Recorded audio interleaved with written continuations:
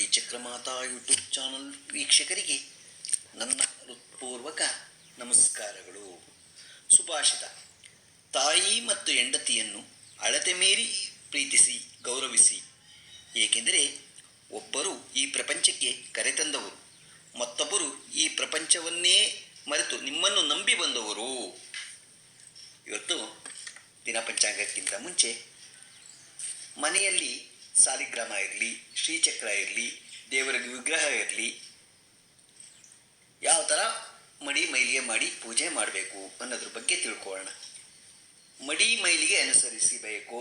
ನಾವು ಸ್ನಾನ ಮಾಡಿಬಿಟ್ಟೆ ದೇವ್ರ ಮನೆಗೆ ಹೋಗ್ಬೇಕು, ಪ್ರತಿದಿನ ನೈವೇದ್ಯ ಆಗಬೇಕು, ದೇವರಿಗೆ ಏನಾದರೂ ಇಟ್ಬಿಟ್ಟು ಪೂಜೆ ಮಾಡಿ ದೇವರಿಗೆ ಏನಾದರೂ ಆಗ್ಬೋದು. ಒಂದು ಆಲೆ ಆಗ್ಬೋದು, ಒಂದು ಕಲ್ಸಕ್ಕರೆ ಆಗ್ಬೋದು, ಒಂದು ಬಾಳೆಹಣ್ಣು ಆಗ್ಬೋದು, ತೆಂಗಿನಕಾಯಿ ಹೊಡೆದಿಡ್ಬೋದು, ಯಾವ್ದು ಬೇಕಾದ್ರೂ ಆಗ್ಬೋದು. ಮನೆಗೆ ಬಂದು ಸುಮಂಗಲಿಯರಿಗೆ ಅರಿಶಿನ ಕುಂಕುಮ ಕೊಡದೆ ಕಳಿಸ್ಬೇಡಿ. ಸ್ತ್ರೀಯರನ್ನು ಗೌರವಿಸಿ, ಯಾವುದೇ ಕಾರಣಕ್ಕೂ ಕಣ್ಣಲ್ಲಿ ನೀರು ಹಾಕಿಸಬೇಡಿ. ಅವ್ರ ಹತ್ರ ಏನು ಮಾಡೋಕ್ಕಾಗಲ್ಲ, ಸುಮ್ಮನೆ ಹತ್ರ, ಆದರೆ ನೀವು ಮಾಡಬೇಡಿ. ಶುಕ್ರವಾರ ಮಂಗಳವಾರಗಳಂದು ದೇವರ ವಿಗ್ರಹ ಇತರೆ ವಸ್ತುಗಳನ್ನು ಶುದ್ಧ ಮಾಡಬೇಡಿ. ಮನೆಯ ವಸ್ತುಗಳನ್ನು ಕಸದ ಪೊರಕೆಯಲ್ಲಿ ಗುಡಿಸಬೇಡಿ. ಪ್ರತಿ ಶುಕ್ರವಾರ ದೇವರಿಗೆ ಆರತಿ ಮಾಡಿ, ಪಾನಕ ಕೋಸಂಬರಿ ದಾನ ಮಾಡಿ. ದೇವರಿಗೆ ಮೊಸರನ್ನ, ಚಿತ್ರಾನ್ನ, ತುಪ್ಪದ ಅನ್ನ, ಬೆಲ್ಲದ ಅನ್ನ, ಸಿಹಿ ಪೊಂಗಲ್, ಶಾಲ್ಯಾನ್ನ ನೈವೇದ್ಯ ಮಾಡಿ. ಯಾವುದು ಸಾಧ್ಯವೋ ಅದನ್ನು ಮಾಡುತ್ತೀರಿ. ದೊಡ್ಡ ವಿಗ್ರಹಗಳು ಇದ್ದರೆ ಒಂದು ಸೇರು ಅನ್ನವನ್ನು ನೈವೇದ್ಯ ಮಾಡಬೇಕಾಗುತ್ತದೆ. ಅದಕ್ಕೆ ತುಂಬ ದೊಡ್ಡ ವಿಗ್ರಹ ಇಟ್ಕೋಬೇಡಿ. ಗೊತ್ತಾಯ್ತಾ? ದೇವರ ಪೂಜಾ ಸಮಯದಲ್ಲಿ ಒಗೆದಿರುವ ಶುದ್ಧ ವಸ್ತ್ರಗಳನ್ನೇ ನೀವು ಹಾಕ್ಕೊಳ್ಳಿ. ಶ್ವೇತವರ್ಣದ ಪಂಚೆ ಶಲ್ಯ ತುಂಬ ಶ್ರೇಷ್ಠ. ದೇವರ ಪೂಜಾ ಸಮಯದಲ್ಲಿ ಆಕಳಿಕೆ ಬಂದ ಪೂಜೆ ಮಾಡೋದು, ಕೋಪ ಮಾಡಿಕೊಂಡು ಪೂಜೆ ಮಾಡೋದು, ಅನಗತ್ಯ ಸಂಭಾಷಣೆ, ನಿರ್ಮಾಲ್ಯ ತೆಗೆಯದೆ ಪೂಜೆ ಮಾಡೋದು ತಪ್ಪದು, ಮಾಡಬೇಡಿ. ಭಿನ್ನವಾದ ವಿಗ್ರಹ, ದೇವರ ಪೂಜಾ ಸಾಮಗ್ರಿಗಳನ್ನು ಬಳಸಬೇಡಿ. ನಿರ್ಗಂಧ ಪುಷ್ಪ ಪೂಜೆಗೆ ಬಳಸಬೇಡಿ. ಯಾವ್ಯಾವುದು? ಚೆಂಡು ಹೂವು, ಚಿಂತಾಮಣಿ ಹೂವು, ಇದೆಲ್ಲ ದೇವರ ಪೂಜೆಗೆ ಬಳಸಬೇಡಿ. ಹಸಿ ಹಾಲನ್ನೇ ದೇವರ ಪೂಜೆಗೆ ಬಳಸಿ, ಕಾಸನ್ನ ಬಳಸಬೇಡಿ. ದೇವರ ವಿಗ್ರಹಕ್ಕೆ ಇಡುವ ಹೂವು ಚೆನ್ನಾಗಿ ಹರಡಿರಲಿ. ತೊಟ್ಟು ತೆಗೆದು ದೇವರ ವಿಗ್ರಹಗಳಿಗೆ ಇಡಿ. ನೀವು ದೇವರಿಗೆ ನೈವೇದ್ಯ ಮಾಡುವಾಗ ಪಾನಕಕ್ಕೆ ಸಕ್ಕರೆ ಬದಲು ಜೇನುತುಪ್ಪ ಹಾಕಿದ್ರೆ ವಿಶೇಷ ಫಲ ನಿಮಗೆ ಬರುತ್ತೆ. ಪೂರ್ಣ ಫಲ ನೈವೇದ್ಯ ಮಾಡುವುದು ತುಂಬ ವಿಶೇಷ. ಫಲವನ್ನು ನೀಡುವುದು ಸಕಲ ಕಾರ್ಯ ವಿಜಯವಾಗುವುದು. ಮನೆಯಲ್ಲಿ ಶುಭ ಕಾರ್ಯಗಳು ಆಗುತ್ತವೆ.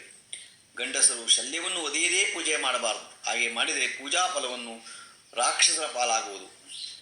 ಗರಿಕೆ ಇಲ್ಲದೆ ಗಣೇಶನ ಪೂಜೆ, ತುಳಸಿ ಇಲ್ಲದೆ ನೈವೇದ್ಯ, ಬಿಲ್ವಪತ್ರೆ ಇಲ್ಲದೆ ಅರ್ಚನೆ ಪೂಜೆಗಳು ಫಲ ನೀಡುವುದಿಲ್ಲ. ಬಲಮುರಿ ಗಣೇಶ, ಬಲಮುರಿ ಶಂಖ, ಸಾಲಿಗ್ರಾಮ, ಶ್ರೀಚಕ್ರ, ಎರಡೂ ಪಾದ ಕಾಣಿಸುವ ಮಹಾಲಕ್ಷ್ಮಿ, ಅಷ್ಟಮುಖಿ ರುದ್ರಾಕ್ಷಿ, ಪಂಚಮುಖಿ ಗಾಯತ್ರಿ ದೇವಿ, ಪಂಚಮುಖಿ ಆಂಜನೇಯ ಇತ್ಯಾದಿ ಇವೆಲ್ಲ ತುಂಬ ವಿಶೇಷ ಫಲ ಕೊಡು ಅಂತಹ ದೇವರುಗಳಿಗೆ ಅಷ್ಟೈಶ್ವರ್ಯಗಳನ್ನು ಕಾಣಿಸುತ್ತವೆ. ದೇವರ ಮನೆಯಲ್ಲಿ ಅಷ್ಟದಳ ಪದ್ಮ ರಂಗೋಲಿ ಹಾಕಿ ಅದರ ಮೇಲೆ ದೇವರನ್ನಿಟ್ಟು ಪೂಜಿಸಿದರೆ ತುಂಬ ವಿಶೇಷ ಫಲ, ಇಷ್ಟಾರ್ಥ ಸಿದ್ಧಿಯಾಗತ್ತೆ. ಯಾವುದೇ ಪುಸ್ತಕ, ಸಹಸ್ರನಾಮ ಓದುವಾಗ ದೇವರ ಪುಸ್ತಕಗಳನ್ನು ಮನೆಯ ಮೇಲೆ ಅಥವಾ ಪೀಠದಲ್ಲಿ ಇಟ್ಟು ಓದಿದರೆ ತುಂಬ ಒಳ್ಳೆಯದಾಗತ್ತೆ. ಗೊತ್ತಾಯ್ತಾ? ನಾವು ಮನೆಯಲ್ಲಿ ಯಾವ ಥರ ಪೂಜೆ ಮಾಡಬೇಕು, ಯಾವ ಥರ ಅನುಸರಣೆ ಮಾಡಬೇಕು ಅನ್ನೋದ್ರ ಬಗ್ಗೆ ನಾವು ತಿಳ್ಕೊಂಡ್ವು. ಈಗ ದಿನಪಂಚಾಂಗವನ್ನು ತಿಳ್ಕೊಳ್ಳೋಣ. ದಿನಾಂಕ 12/6/2024 ಬುಧವಾರ, ಶ್ರೀ ಕ್ರೋಧಿನಾಮ ಸಂವತ್ಸರ, ಉತ್ತರಾಯಣ, ಗ್ರೀಷ್ಮ ಋತು, ಜ್ಯೇಷ್ಠ ಮಾಸ, ಶುಕ್ಲಪಕ್ಷ, ತಿಥಿ ಷಷ್ಠಿ, ಸಾಯಂಕಾಲ 6:53, ನಕ್ಷತ್ರ ಮಕೆ, ರಾತ್ರಿ 2:16, ಮಳೆ ಮೃಗಶಿರ 2ನೇ ಪಾದ, ರಾಹುಕಾಲ 12:23ರಿಂದ 1:59 ತನಕ ಇದೆ, ಗುಳಿಕ ಕಾಲ 10:47ರಿಂದ 12:23 ತನಕ ಇದೆ, ಯಮಗಂಡ ಕಾಲ 7:35ರಿಂದ 9:11 ತನಕ ಇದೆ. ಇವತ್ತು ಯಾರು ಹುಟ್ಟುಹಬ್ಬ ಆಚರಿಸ್ಕೊತಿದ್ರು, ಮದುವೆಯಾದ ದಂಪತಿಗಳು ವಾರ್ಷಿಕೋತ್ಸವ ಆಚರಿಸ್ಕೊತಿರೋರಿಗೆ ನಮ್ಮ ಹೆಬ್ಬಳಲು ಶ್ರೀ ಚಕ್ರಮಾತಾ ಯೂಟ್ಯೂಬ್ ಚಾನಲ್ ಕಡೆಯಿಂದ ಶುಭ ಕಾಮನೆಗಳನ್ನು ತಿಳಿಸ್ತೀವಿ. ದೇವರವರಿಗೆ ಆಯಸ್ಸು, ಆರೋಗ್ಯ, ಐಶ್ವರ್ಯ ಎಲ್ಲ ಕೊಟ್ಟು ಕಾಪಾಡಲಿ ಅಂತ ನಾನು ಕೇಳ್ಕೊತೀನಿ. ನಮ್ಮ ಹೆಬ್ಬಳಲು ಶ್ರೀ ಚಕ್ರಮಾತಾ ಯೂಟ್ಯೂಬ್ ಚಾನಲ್ಸ್ ಯಾರು ಸಬ್ಸ್ಕ್ರೈಬ್ ಆಗಲು ದಯಮಾಡಿ ಸಬ್ಸ್ಕ್ರೈಬ್ ಆಗಿ, ಲೈಕ್ ಕೊಡಿ. ಇದು ನಿಮ್ಮದೇ ಚಾನಲ್ ಆಗಿರೋದ್ರಿಂದ ನಮ್ಮ ಲಿಂಕನ್ನು ಬೇರೆ ಗ್ರೂಪ್ಗಳಿಗೆ ಫಾರ್ವರ್ಡ್ ಮಾಡಿ. ನಮಸ್ಕಾರಗಳು, ನಮಸ್ಕಾರಗಳು, ನಮಸ್ಕಾರಗಳು.